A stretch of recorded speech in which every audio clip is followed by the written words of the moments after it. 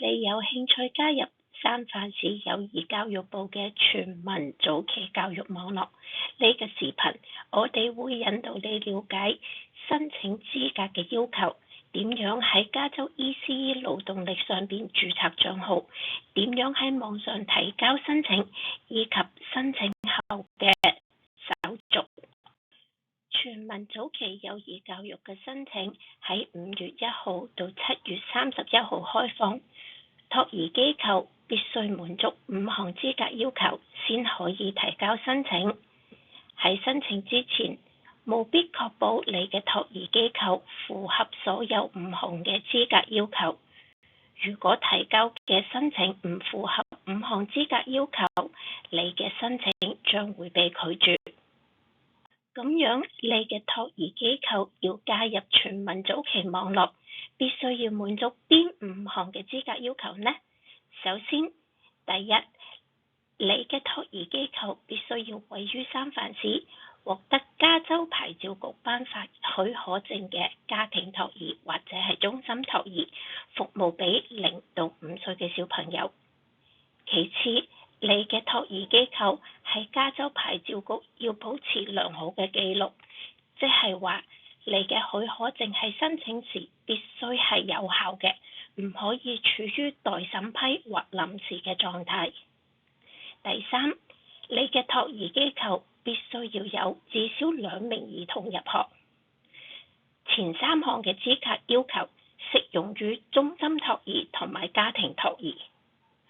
最後2項嘅資格要求，師生比例同埋班組嘅規模以及員工嘅資格將會根據托兒機構類型而有所不同。接落嚟，我哋會詳細同大家解釋一下中心同家庭托兒喺呢2項嘅不同之處。第4個資格要求係師生嘅比例同埋班級嘅要求，呢度展示嘅係中心托兒師生比例同埋班級規模嘅要求。如果你嘅托兒機構係中心托兒，嬰兒班嘅師生比例為1:4，班級人數唔超過8人；幼兒班嘅師生比例為1:6，班級人數唔超過12人。學齡前班嘅師生比例為1:10，班級嘅人數唔超過20人。如果你嘅托兒機構類型係屬於家庭托兒，師生比例同埋班組嘅規模必須要跟住加州牌照局嘅指南。請注意，家庭托兒對嬰幼兒同埋學齡前兒童嘅年齡規定同中心略有不同。0到18個月大嘅兒童比例為1:4，18到36個月大嘅兒童比例為1:6，3到5歲嘅兒童比例為1:10。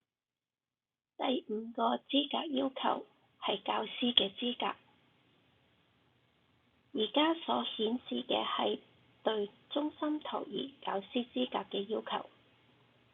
中心嘅主老師需要持有24個 ECE 嘅學分同16個普通學分，又或者主老師持有 CTC 嘅教師許可證。中心嘅主管需要有副學士學位，包含24個 ECE 嘅學分，其中6個管理行政學分同2個督導學分，又或者中心嘅主管持有 CTC 主管許可證。從2026年到27年嘅學年開始，所有嘅學分必須要嚟自加州教師資格認證認可嘅教育機構。而家我哋嚟講一下家庭托兒嘅工作人員資格。家庭托兒嘅持牌人必須要有12個 ECE 嘅學分，其中包括3個核心課程，一共9個學分。呢3個核心課程分別為兒童成長同埋發展課程、幼兒課程簡介、兒童、家庭同社區嘅課程，仲有就係為兒童提供指導和督導嘅教育者提供嘅3個 ECE 嘅選修學分。從2026年到27年學年開始，所有嘅學分必須要嚟自加州教師資格認證認可嘅教育機構。如果你嘅托兒機構滿足所有5項資格要求，下一步就係要喺加州 ECE 勞動力賬戶上邊註冊帳號，並上傳相關嘅文件，以驗證老師嘅資格。加州早期勞動登記處係一個覆蓋全州嘅數據庫，目的係為咗追蹤同埋推廣早期教育工作者嘅教育、培訓同埋經驗。喺三藩市，我哋仲會使用呢套系統嚟核實喺全民早期教育機構嘅工作人員佢哋嘅教育狀況同埋就業情況，以便佢哋以後申請薪酬補償計劃。申請時，家庭托兒嘅持牌人或者係中心嘅主管必須要填寫勞動力登記處嘅號碼。如果你跳過呢個步驟，將無法完成網上嘅申請。你仲需要上傳成績單或者係教師許可證，以證明你嘅托兒機構符合5項資格要求中嘅教師資格。如果喺設置勞動力登記帳戶或者係上傳文件需要任何嘅技術支持，可以到 DEC 嘅網站，根據語言嘅需求選擇英語、西班牙語或者中文嘅視頻。請你登錄到 DEC 嘅網站，點擊全民早期教育，並將鼠標向下滾動，就可以揾到詳細嘅教學視頻同操作指南，包括創建登記帳戶、查找帳戶號碼、申請主管權限，以及上傳成績單同許可證。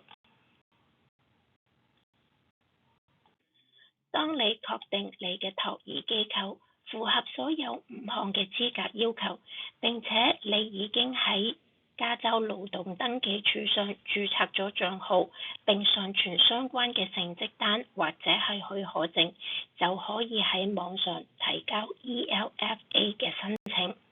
登錄到 DEC 嘅網站，點擊全民早期教育，並將鼠標向下滾動，喺在線申請嘅按鈕點擊按鈕後，就會跳到加入 ELFA 網頁嘅申請。以下係完成申請嘅重要提示：第一，務必完成申請表中嘅每個問題，仔細閱讀所有嘅問題同說明，並喺提交前仔細檢查所有嘅答案準確性同完整性。第二，你需要上傳相關人員嘅成績單或者係許可證，所以請你確保已經準備好相關文件嘅電子版同埋勞動登記處嘅帳戶號碼。第三，建議你一次性完成申請，因為申請嘅過程中無法保存，所以請你準備好所有嘅文件同信息，以便一次性完成整個申請。你對申請程序嘅步驟有任何問題，請電郵到 joinelfa@sfgov.org， 工作人員會以英文、西班牙文同中文為你進行解答。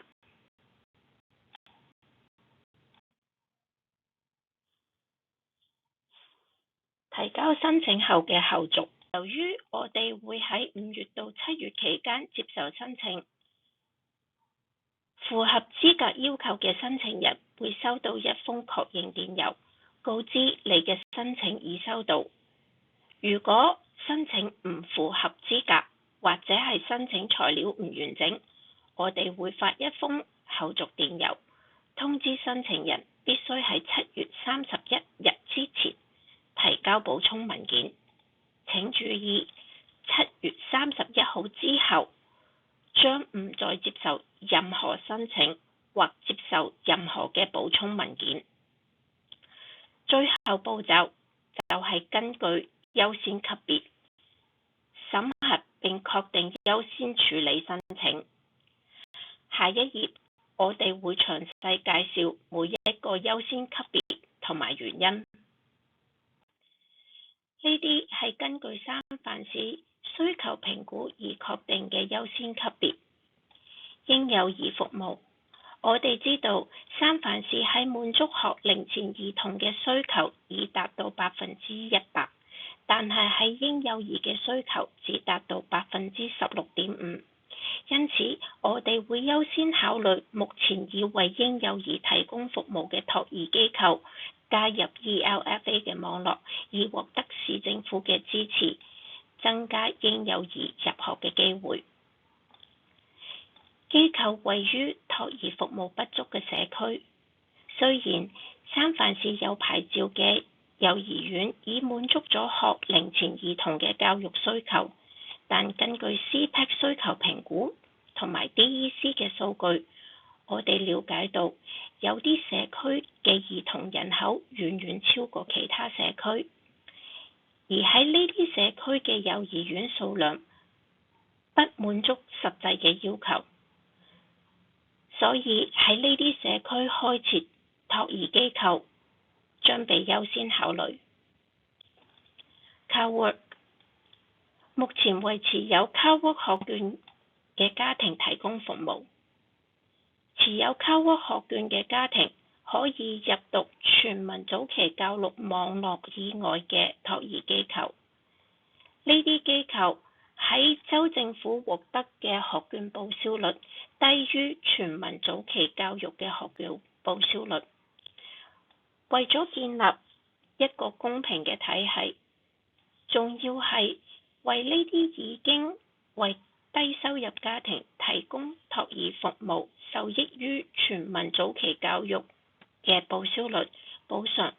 同質量嘅支持，呢啲機構會被優先考慮。具有滿足非洲裔、拉丁裔、土著或太平洋島民社區需要嘅經驗。DEC 嘅部署係致力提高所有托兒機構同服務對不同文化嘅影響力。我哋嘅規劃係為面臨最大障礙嘅非洲裔、拉丁裔、土著或太平洋島民嘅兒童提供獲得文化影響力嘅資源，同埋進入幼兒園做好準備。因此，呢啲機構會被優先考慮。服務有 IEP、IFSP 嘅兒童。有特殊需要嘅兒童喺獲得相關資源和入讀具有包容性嘅托兒機構，亦面臨障礙。所以，有經驗為已被診斷為有特殊需要嘅兒童提供服務嘅托兒機構會被優先考慮。機構擴充已經加入到 ELFA 嘅網絡，但希望通過開設新嘅站點可獲得優先考慮，但前提係新嘅站點必須滿足上述一個或多個嘅優先事項。對優先級別有所了解後，而家嚟了解一下後續步驟。8月 DEC 嘅團隊將審核所有符合資格並已完成嘅申請，所有申請都會根據我哋啱先所解釋嘅優先級別進行排序。排名前20名嘅申請者將被邀請參加一個講座，屆時我哋將會介紹流程嘅下一個重要步驟——驗證。驗證流程包括一系列嘅實地考察同埋評估，以驗證托兒機構是否符合全民早期幼兒教育嘅核心質量標準。其他所有申請者將會被列入到等候名單。如果首批申請者喺12月1號前完成驗證，我哋將喺名單上邀請下一批申請者參加講座進行驗證。任何喺2026年2月前未收到參加講座嘅邀請，將會被要求更新申請，參加2026年5月到2026年7月嘅申請流程。我哋知道呢個過程會有好多步驟同要求，好多謝你抽時間嚟了解相關嘅內容。如果有任何嘅疑問，請隨時聯繫我哋。多謝。